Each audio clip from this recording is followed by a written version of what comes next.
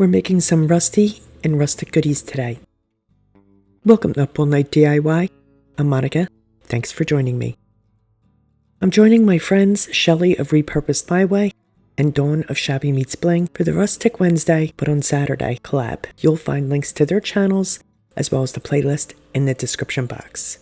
I have 3 rusty sun-baked projects for you. Let's get into it. For the first DIY, I'm using a Dollar Tree metal pail. This is the one that had the jute around the top, which I've removed, and I'm going to make a gauge for the front of it. So, I'll also be using Model Magic to create the gauge. I'm going to make the gauge first since that needs to dry. I condition a handful of clay and I'm going to roll it flat with my brayer. I'm going to use a candle lid to cut 2 circles from the clay. I do have circle cutters, but they weren't quite big enough, so this came in really handy.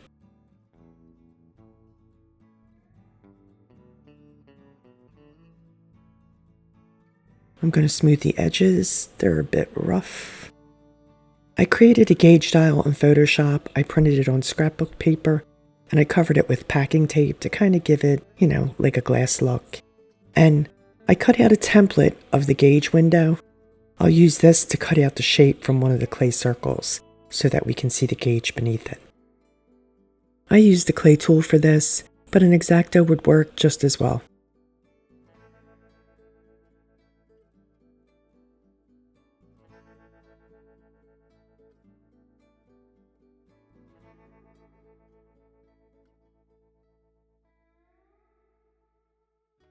I'm going to smooth the edges just a wee bit.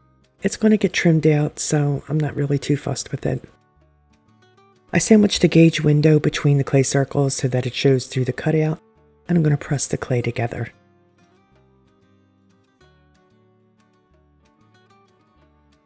I roll a thin snake of clay to trim around the window. I'm just lightly pressing it on, making sure that it's well stuck.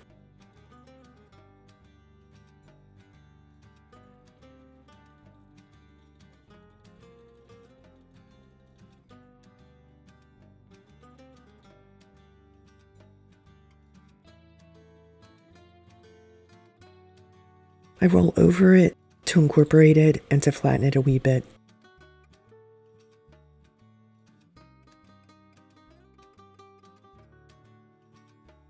And I roll a thicker snake of clay to trim the edge of the gauge. I'm just going to press that right into place, cut off any excess, and again, I'll use my ball tool to incorporate it and flatten it a wee bit. A paintbrush handle would work too to flatten it, even your fingers.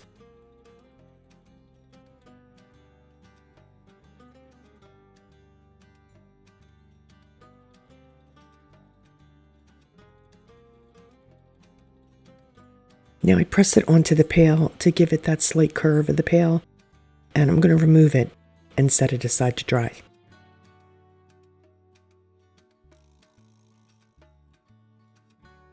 I want to add a lever or a knob right here on the front of the gauge, so I pulled out my steampunk molds, and I'm going to fill them with hot glue to create the faux hardware. I'm going to make a couple of these because I like to have these on hand. They're a good quick doodad to have. I'm also going to make some screws.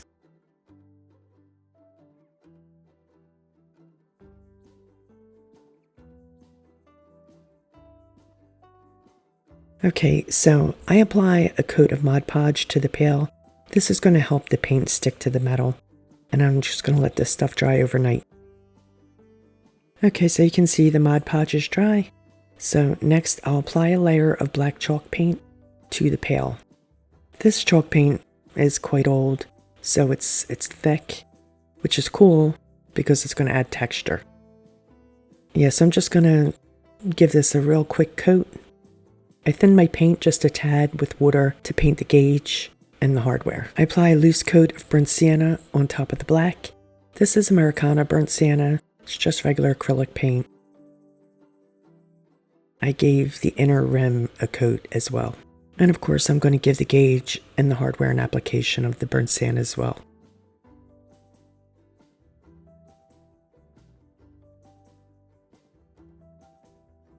So for the next step, I made some rust paste in 4 colors. I found this recipe on the Graphics Fairy, so I'll link the page in the description box. It was easy enough to create. The directions are for brown, orange, and yellow paste. I also made a verdigris one using turquoise. It's made with joint compound, glue, sand, and paint. It's messy, but it's simple to make. Before I start applying the paste, I'm going to glue the gauge onto the front of the pail using 3-in-1 glue and a wee bit of E6000. I apply a generous amount of the 3-in-1 glue around the perimeter of the gauge and then just a wee bit in the middle of the E6000. I want this to stay in place. So once I get the glue on, I'm going to apply pressure and hold it there for a minute or 2. I'm starting with the brown paste, pouncing it on with a cosmetic sponge, but a paintbrush works as well. I'm just going to do this by eye. I did pull up a picture of rust just to get an idea, but basically I just did what I thought looked good. Yeah, so at this point I remembered I needed to attach the hardware, so I attached that with 3-in-1 glue. I'm just going to add a wee faux screw here, and there we go. Okay, now let's add some of the orange paste. No rhyme or reason, just wherever I think it looks good. If I don't like it, I can always go over it with the brown, no big deal. This paste does thicken nicely as it sets, so it is easy to apply, but you may have some serious chunks. I'm trying to add it lightly, and then I'll just go back over any areas that I think I need extra. I can always brush it off too if I think it's too heavy. Now I'll add some of the yellow, again just by eye, and I don't use as much of the yellow as I did the brown and orange, just here and there.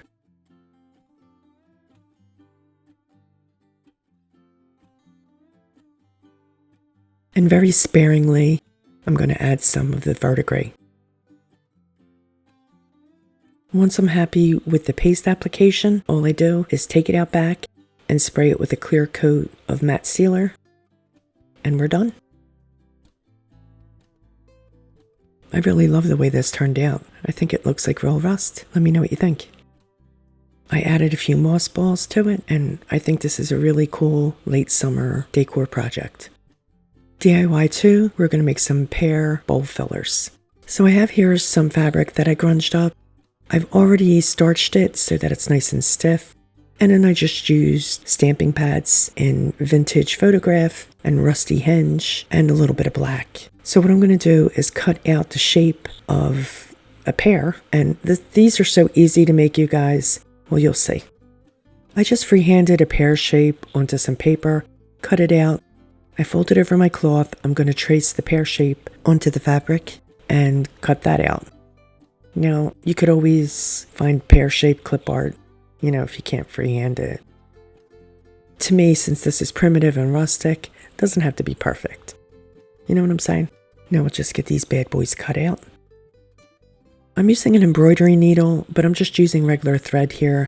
And I'm going to do a base stitch completely around the pear. Just very simple in and out stitch. I also cut down pieces of a skewer to use as the stems, and I just used some ink to stain them. We'll put that aside for now, and we'll start our stitching. Okay, I'm going to start at the top and just go almost completely around. I'm going to leave an inch or 2 open so that I can stuff the pear.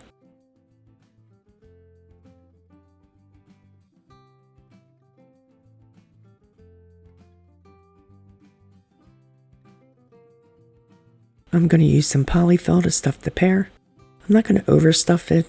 I want these to kind of be on the flatter side. And here's a tip, because polyfill is expensive. If you go to the Dollar Tree, they have pillows for $3 and $5. Grab one of those and use the polyfill from that. Way cheaper. This little bag of polyfill here, I think I paid $12 for it. That's insane. Grab the pillow from the Dollar Tree. Once the pear is stuffed, I'll continue stitching all the way up to the top, leaving a small gap so that I can stick the stem in. To make sure that the stem doesn't go anywhere, I'm going to add a little 3-in-1 glue. I'll pop the stem in, and then I'm going to stitch over it a couple times.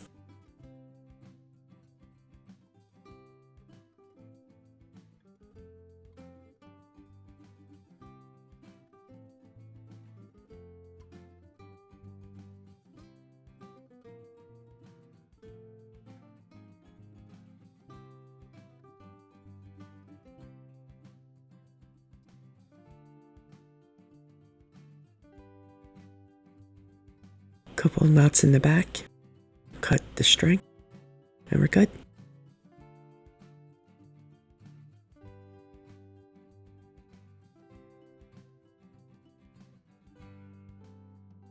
To grunge this up a bit more, I'm going to hit it with some black ink. I'm using a cosmetic sponge, just going to go around the edge and grunge it up a wee bit.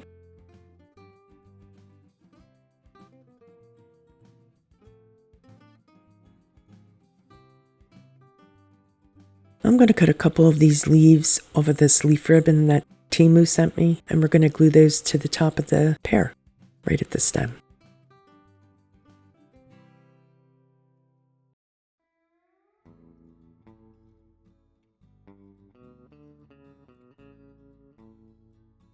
I have a couple of thin strips of grungy fabric. One is green and one is muslin colored.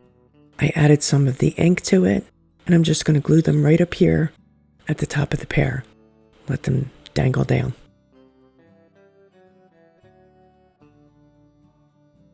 I have here a little grungy tag, it says Pear. I'm going to add it right here at the top. And for a final embellishment, I have this really cool green leather covered button. I'm going to glue that right at the top of the grungy tag. And this guy's done.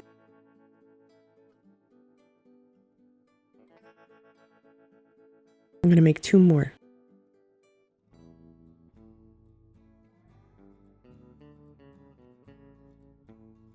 These are about 6.5 inches tall by 2.5 wide at the widest. Fun and easy pieces.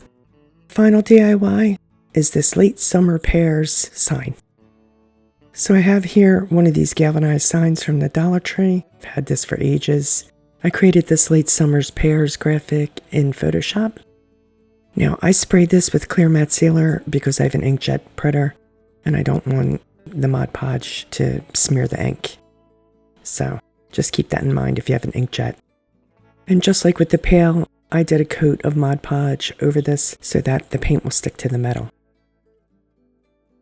I'm going to use the same black chalk paint as I did on the Pail. Again, this is just a loose coat.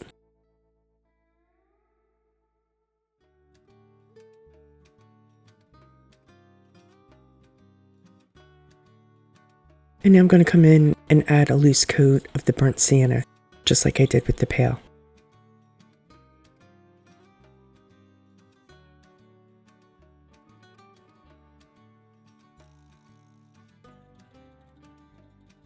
To grunge up my graphic, I'm hitting the edges with Rusty Hinge. This is a Tim Holtz Distress ink. And now I'm going to hit the edges with the vintage photograph. I love this. This is my favorite ink. And then once more with some black ink. I just want this to look as old and beat up as possible. Now that the paint's dry, I'm going to add another layer of Mod Podge, both to the sign and to the back of the paper.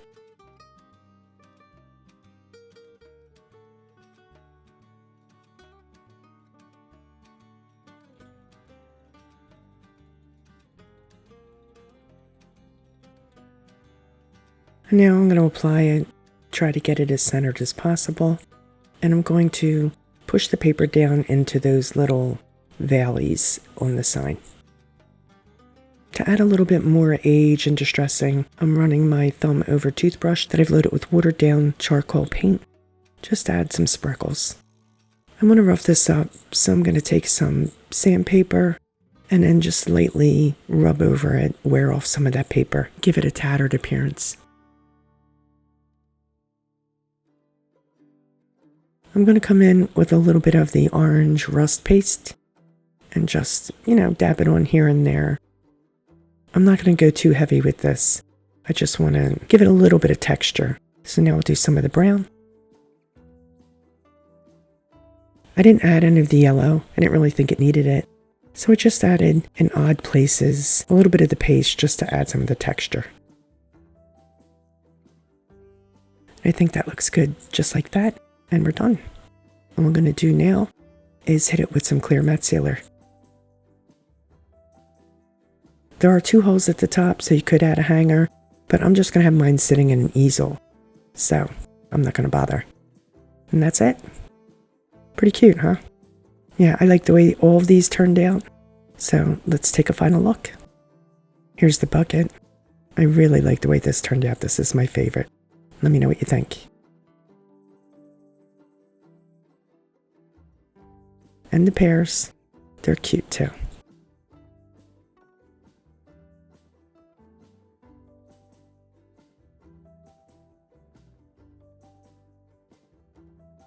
And then finally the sign.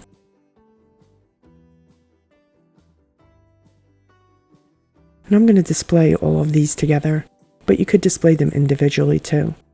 I really like the way they turned out. It reminds me of late summer for sure. Let me know what you think. Be sure to check out Dawn and Shelly's channels, as well as the playlist. As I said, they'll be linked in the description box, along with the list of my supplies. Please like, share, comment, and subscribe, and all that good stuff. Stay creative, my friends. Thanks for hanging with me. See you next time. Up all night with Monica.